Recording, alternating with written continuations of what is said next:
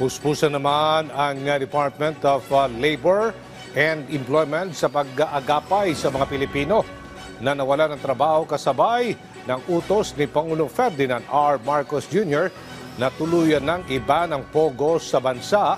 Ay sa DOLE, aabot na sa mahigit 79,000 ang nawala ng trabaho sa pagsasara ng mga pogo.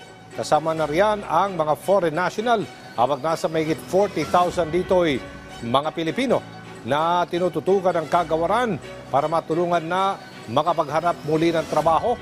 Maliban sa profiling na ginagawa ng kagawaran sa mga nasabing mga manggagawa, may alok din ng DOLE sa kanilang Public Employment Service Offices na employment facilitation tulad ng job matching and placement, career development support at iba pa.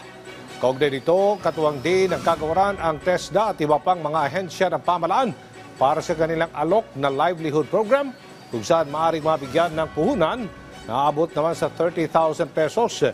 Ang mga benepisyaryo, patuloy din ang pagkikipag-ugnayan sa pribadong sektor maging sa DTI para matulungan ng mabigyan ulit ng trabaho ang mga Pilipino na nawala ng hanap buhay dahil sa pagkakaban ng pogo sa bansa.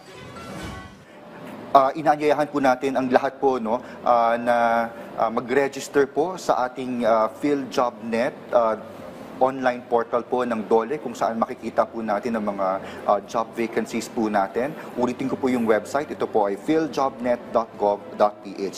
Maaari din po tayong lumapit sa ating mga regional offices at sa mga public employment service offices nationwide upang makakuha po ng mga serbisyo, lalong-lalo na po sa ating mga job seekers po na gustong maghanap ng trabaho, mapataas ang kanilang kasanayan o di kaya'y mag-negosyo po.